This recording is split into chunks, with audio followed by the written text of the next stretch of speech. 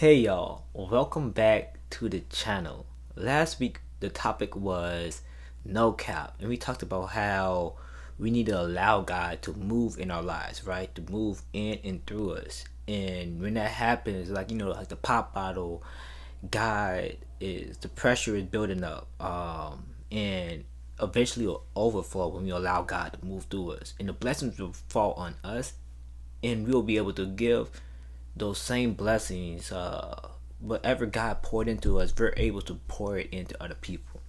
So this week is kind of going along that same premise, and today is titled Contested Shot. So this is the last week of Spark Plug Faith, and it's called Contested Shot. So when I play basketball, for those that know me, I'm not the best player, but I'm very competitive, right? So where I have my weaknesses and my strengths, I do the best to achieve my goal, right? Of scoring, of passing the ball. And when I'm contested, when I have this defense up to me, and for those that know who I am, know my competitive nature, even with bowling, when I have defense up to me and I'm contested, I thrive off of the pressure. Like I want the pressure. Because for me, like when I'm playing, it's like, and I'm in my zone, it's like, man, I can taste the blood.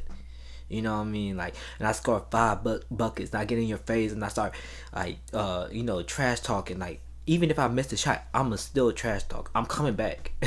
I'm coming back to the person who's defending me, right? And I'm gonna have you running around the court because my endurance is like that, and like, I know that you're gonna be there, and my mission is not to be, it's not to, like, yes, I want to beat the team, but more importantly, I want to beat whoever is guarding me. I want to beat you. And when that happens, my confidence goes up when I start scoring. But what I found out is I wasn't really that person in life. So I soon had to apply that to my life. I was confident on the court, but not exactly in what God was calling me to do. Are you following? I was avoiding stepping into the competition because I didn't want to take the load, even when I knew that the load that God was giving me was not heavy. Yes, it might be hard at times, but you can manage. You know what I'm saying? You can carry it on your back because Jesus carried so much more on his. Let's put that in perspective. The load that God had, that Jesus had on his back, was far much greater than the loads that we believe, that we think we're carrying, right? So slowly I began to trust God, and I started to step into the areas He was elevating me to, and it was just like basketball. God is calling the plays, right? But He's trusting me. He's trusting you to create the shots and run the game. Like God is the coach on the sideline, and He's coaching us up, and it's like, hey, do this, do that, and He's an expert at what He's doing. So when He puts you in a place, when He says take the shot, don't pass the ball, and then he then other times He's saying pass the ball off. He knows what He's doing. Because sometimes we are in positions where we're in charge or something, and God is telling us, give it up, give it up. Like this person, like you're doing great, you're gonna be a great player, but I want this person to do the same. I want you to coach them, I want you to mentor them. And sometimes we're like, nah, I don't want to do that, I don't want to do that. And when we do that, even like as players, sometimes we don't trust our other teammates. When we do that, we're not really yes, we're hindering ourselves, but overall we're hindering the team from going forward. And then the other players, the other teammates, are not going to have the confidence that you have to fulfill the calling that God placed in your life. And so they won't be doing the same for their own. And in the Bible, Paul was the same way. First, his name was Saul. So when Paul started his ministry, he was contested and had pushback, and rightfully so. Saul, when his name was Saul, he killed Christians. He was playing on a team that was fierce and demanding. They were trying to defeat God and snuff his people out. Then on the road to Damascus, this is great. As Saul was about to join his traveling, killing Christian team, Jesus did the ultimate recruit and knocked Saul off course. So in your Bibles, you can go to, or in your phones, you can go to Acts 9, verse 1 to 6. This is NIV, New International Version. And it says, "Meanwhile, Saul was still breathing out murderous threats against the Lord's disciples.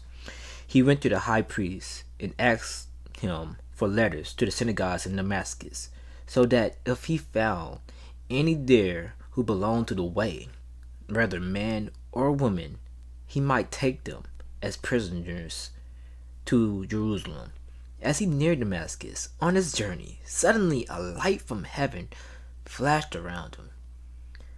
He fell to the ground and heard a voice say to him, 'Saul, Saul, why do you persecute me?' 'Who are you, Lord?' Saul asked. 'I am Jesus, whom you are persecuting.'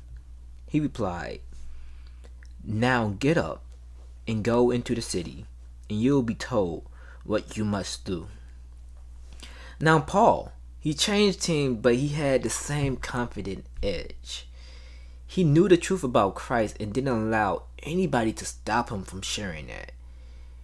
If he was a basketball player, I would say he was a Michael Jordan of his time. He knew all the ins and outs. He knew all the plays. He knew all the defenses.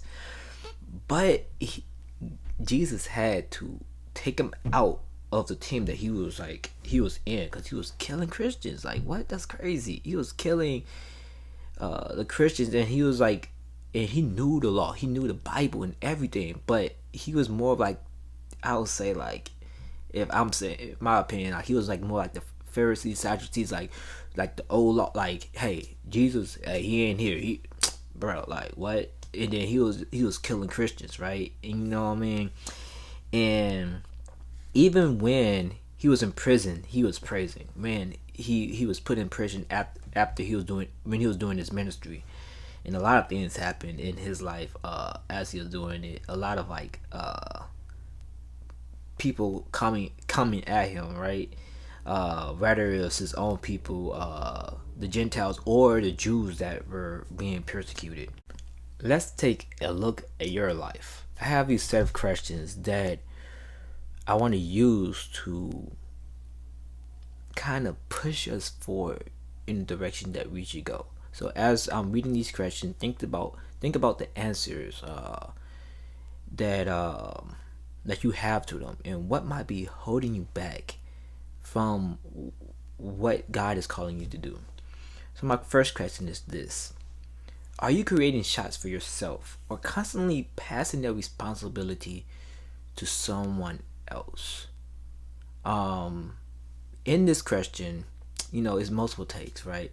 So one is, you can be like, God can instruct you to pass the ball, like I said earlier, when it's the right time to do so. But when he is asking you to take the shot and to hold on to the ball, are you taking the shot, or are you passing that on to somebody else because you feel like you're not adequate enough to carry on the legacies, the stories that God is placing in your own narrative, right? In your own narrative walk, your own life story. Like, are you taking the responsibility and running the show? And how is that working out for you? Are you living your calling, or living in the shadows of someone else? If you make changes in your life where you are in charge, how will those changes impact your life? As answers are building up in your mind, keep showing up to practice, reading the word, worshiping, praying, serving. And when you're in the game, run it and keep running it. Like, don't be afraid to be contested. Like one of my favorite verses, I shared it here before. It's from the book of James. It talks about when your faith is when your faith is tested, your endurance has a chance to grow. To let it grow, because when it grows, you'll be perfect and complete, needing nothing. Right? You don't need anything of the world when your faith is tested. But your faith won't be tested if you don't go to those places of testing. You know what I mean? When you don't allow God to push you in areas in your life where you will grow, but parts of you will be pulled. You know what I mean? Like, it's like going to the gym. The first time, your muscles gonna hurt because it's gonna be sore. Like your body's not used to like the tension, like the pulling and all of that, right? The agony. But as you keep on going, your muscles adjust. And as you keep on applying yourself in your spiritual walk, your spiritual muscles is gonna be growing. At first, it's like, man, I don't know, like I don't know about these decisions, like I don't know, God. But then eventually, it's like, okay, this is easy, this is easier. But then it's like it's different steps, it's different it's different podiums where we reach, and it's like different mountaintops. It's like, man, I made it, and God is like, hey, here's another mountain, and you have to be ready. But when you prepare yourselves in the seasons that you're in right now, you'll be more prepared for the seasons that are to come. So I hope you guys take this message to heart. you know don't come at me for basketball, because I will drop some buckets on your head. I hope you have a great Thanksgiving. Eat some good food. I know I am. Eat some pies. Eat everything. And I'll see you again next Friday, Black Friday at 7 o'clock. Alright. Peace.